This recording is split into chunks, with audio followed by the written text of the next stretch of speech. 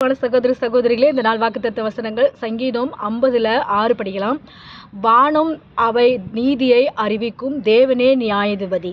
இங்கே சொல்லப்பட்டிருக்குது, வானம் அவை நீதியை அறிவிக்கும், தேவனே நியாயாதிபதி அப்படின்னு சொல்லி வானம் என்ன பண்ணுமா? நீதியை அறிவிக்குமா. அப்படின்னா வானமும் பார்த்துக்கிட்டே இருக்குது நம்மள. அந்தந்த டைமுக்கும் நம்ம என்னென்ன பண்ணுறோம் அப்படின்னு சொல்லி வானமும் பார்க்குதான், பூமியும் பார்க்குதான். அதான் சொல்லப்படுது, வானம் நியாயங்களை அறிவிக்கும். நியாயம் அப்படின்னா எது நல்லது, எது கெட்டது, எது நல்லது இந்த ஜனங்க செய்கிறாங்க, எது இந்த உலகம் நல்லது நடக்குது அப்படின்னு சொல்லிட்டு அதுவும் நியாயம் செய்யுமா. தேவனே நீதியும் செய்வாராம். தேவன் தான் நீதி செய்கிறவர் அப்படின்னு சொல்லி நியாயாதிபதி யாருன்னு சொல்லி பார்த்தா கடவுள் தான். இயேசு கிறிஸ்து தான் நியாயாதிபதி. கடைசி நாட்களில் நம்ம போய் யார் முன்னாடி நிற்கணும்? இயேசு கிறிஸ்துவோட முன்னாடி தான் நம்ம நிற்கணும். வானம் நம்ம இடத்துல நம்ம சாட்சி சொல்லுமா, பூமி சாட்சி சொல்லுமா, இங்கே இருக்கிற செடி செத்திங்களெல்லாம் சாட்சி சொல்லுமா. அதான் இங்கே சொல்லப்பட்டது, வானம் அவை நீதியை அறிவிக்கும், தேவனே நியாயாதிபதி அப்படின்னு சொல்லி பார்த்தா இதில் சொல்கிறதுக்கு இது அவ்வளோ அருமையாக இருக்குது வசனம். எப்படி சொல்லப்பட்டிருக்குது? வானம் பேசுமா கடைசி நாட்களில்.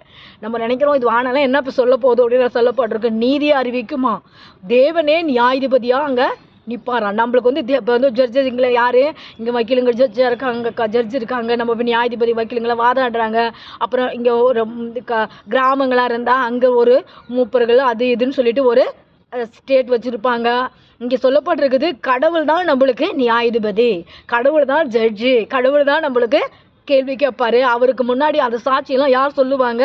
வானம் சொல்லும், சூரியன் சொல்லும், சந்திரன் சொல்லும், இந்த பூமி சொல்லும், இதுங்க எல்லாம் சொல்லுமா. அதுக்கு முன்பாக நம்ம எப்படி உலகத்தில் வாழணும்னா, ஆண்டவருக்காக நம்ம வாழணும், கடவுளுக்காக வாழணும், ஒரு வைராக்கியமான வாழ்க்கை வாழணும், ஒரு பரிசுத்தமான வாழ்க்கை வாழணும், ஒரு உண்மையான வாழ்க்கை வாழணும். இப்படியெல்லாம் எப்படி நம்ம கற்றுக்கொள்ளணும்னு சொல்லி பார்த்தா இயேசு கிறிஸ்துவின் இடத்துல வரலாம், ஜெபம் பண்ணலாம். ஆண்டவர் இடத்துல கேட்கும்போது, ஆண்டவரே எங்களுக்கு இங்கே சொல்லுது, வானம்லாம் சாட்சி சொல்லுன்னு சொல்லுது, இதுக்கு மறைவானது நாங்கள் இந்த உலகத்தில் இல்லை. நான் நினைக்கிறோம் நாங்கள் அப்பா அம்மா அண்ணன் தம்பிங்கள்லாம் இருக்காங்க, அவங்க தான் அவங்க இடத்துல நாங்கள் விரோதமாக இருக்கோம், அவங்கள இடத்துல நாங்கள் சண்டை போடுறோம், அதுதான் நம்மளுக்கு நியாயம் சொல்லணும். ஜட்ஜிங்க அதுங்க போகிறோம், அங்கே போகிறோம், இங்கே போகிறோம், அதுதான் நியாயம் அப்படின்னு நாங்கள் நினைக்கிறோம். ஆனாலும் கடைசி நாட்களில் ஒரு நியாயம் இருக்குதுன்னு சொல்கிறீங்களா ஆண்டவரே, இதுதான் நாங்கள் முதல் முறை கேட்குறோம் அப்படின்னு சொல்லி பார்த்தா, இனிமேல் நாங்கள் ஆண்டவர் இடத்துல வரோம்னு சொல்லி நீங்கள் நினச்சிங்கன்னா, ஆண்டவர் தான் நம்மளுக்கு ஜட்ஜு, ஆண்டவர் தான் நம்மளுக்கு நியாயாதிபதி அப்படின்னு சொல்லிட்டு நம்ம வாழ்க்கை நம்ம ஆண்டவருக்காக அர்ப்பணிக்கணும். நம்ம மனதை ஆண்டவருக்காக அர்ப்பணிக்கணும். நம்ம சிந்தனையை நம்ம ஆண்டவருக்காக நம்மளை அர்ப்பணிக்கணும். அப்படி அர்ப்பணித்து நம்ம வாழும்போது கர்த்தர் இங்கே சொல்லப்பட்டிருக்குது. அதுலேயே 6 இது சங்கீதம் 50:6 நம்ம படித்தோம். கர்த்தர் நம்மளோடு கூட இருந்து என்ன பண்ணுவார்? நம்மளுக்கு பெரிய காரியங்களை நம்மளுக்கு செய்வாராம். அவர் நம்மளுக்கு நியாயாதிபதியாக இருந்தாருன்னா, நம்ம வாழ்க்கையில் ஏதாவது நம்ம தீராத பிரச்சனைகள் இருக்குதுன்னா, தீராத கஷ்டம் இருக்குதுன்னா, நம்மளுக்கு யாரும் நியாயம் செய்ய ஆள் இல்லைன்னா, நம்மளுக்கு உதவி செய்ய யாரும் இல்லைன்னா, அவரே நம்மளுக்கு நம்மளுக்கு முன்னே நின்று ஜட்ஜியாக நின்று நம்மளுக்கு நியாயம் விசாரிப்பாராம்.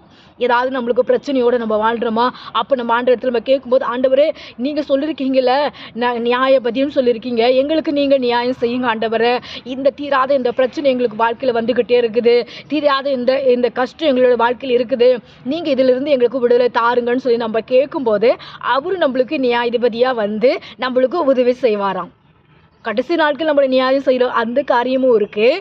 நம்மளோட தனிப்பட்ட வாழ்க்கையில் ஏதாவது ஒரு போராட்டம், இந்த பிஸ்னஸ் மூலிமா நம்மளுக்கு நியாயம் கிடைக்கல, இல்லை வேலை செய்கிற இடத்துல நம்மளுக்கு நியாயம் கிடைக்கல, இல்லை வீட்டில் அக்கம் பக்கம் இருக்கிற இடத்துல ஏதாவது நம்மளுக்கு நியாயம் தேவையாக இருக்குது, ஏதாவது நம்மளுக்கு காடு பிரச்சனை, வீட்டு பிரச்சனை, இது மாதிரி ஏதாவது நம்மளுக்கு ஒரு தேவையாக இருக்குது, அதில் நம்மளுக்கு நியாயம் வேணும்னா ஆண்டவர் இடத்துல கேட்கும்போது உடனே நம்மளுக்கு ஆண்டவர் உதவி செய்வார். மனுஷங்கள் உதவி செய்ய மாட்டாங்க, கடவுள் நம்மளுக்கு உடனே நியாயம் செய்வார். கடவுள் நம்மளுக்கு உதவி செஞ்சு நம்மளுக்கு வழி காட்டுவார். இந்த நாள் நீங்கள் கேட்ட உடனே ஒவ்வொரு சகோதரிகளே, ஆண்டவரே நாங்கள் இந்த நாளிலிருந்து நாங்கள் உண்மை நம்பி நம்ம உங்கள் இடத்துல நாங்கள் ஜெபம் பண்ணுறோம், ஆண்டவரே நீங்கள் எங்களுக்கு நியாயம் செய்யுங்க.